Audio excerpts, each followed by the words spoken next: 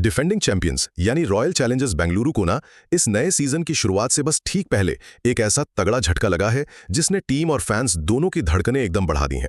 अब जरा सोचिए, आप डिफेंडिंग चैंपियन हैं और मैदान में उतरने से पहले ही आपका सबसे भरोसेमंद हथियार आपसे छिन जाए तो आप क्या करेंगे? Star Australian pacer Josh Hazlewood RCB बनाम सनराइजर्स हैदराबाद के ओपनिंग मैच से पूरी तरह बाहर हो गए हैं।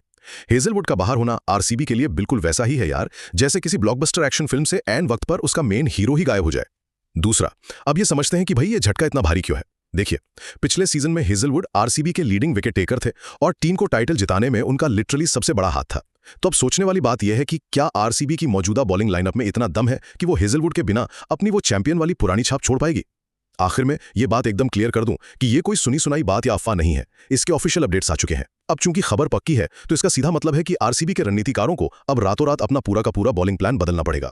कुल मिलाकर आरसीबी को अपना टाइटल बचाने की इस मुश्किल जंग की शुरुआत अपने सबसे बड़े मैच विनर गेंदबाज के बिना ही करनी पड़ेगी। देखिए, आईपीएल शुरू होने से ठीक पहले आरसीबी का गेंदबाजी आक्रमण भारी संकट में है और अपने मेन स्ट्राइक बॉलर के बिना टूर्नामेंट में उतरना बिल्कुल ऐसा है जैसे बिना मुख्य इंजन के कोई रेस कार दौड़ाना। तो पहली बात, जोश हेजलवुड का बाहर होना एक बहुत बड़ा झटका है।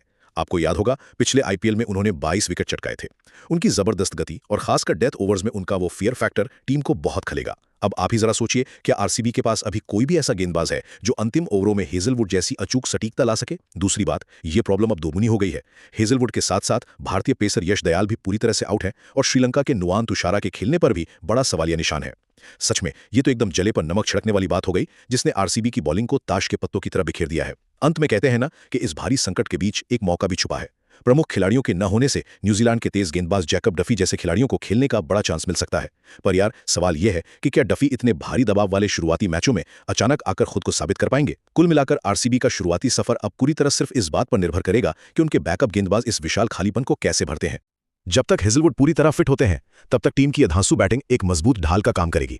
हम बात कर रहे हैं दुनिया के बेहतरीन बल्लेबाज विराट कोहली, आक्रामक रजत पाटीदार और विदेशी स्टार फिल सॉल्ट जैसे दिग्गजों की। और हाँ, उनका घरेलू मैदान यानी चिन्नास्वामी स्टेडियम, आपको बता दूं, यहाँ की बाउंड्री छोटी है और फैंस का जो भारी शोर होता है ना, वो विरोधियों पर भयंकर दबाव बनाता है। तो क्या ये तिकड़ी और चिन्नास्वामी का ये जोश टीम के मोमेंटम को बनाए रखने के लिए काफी है?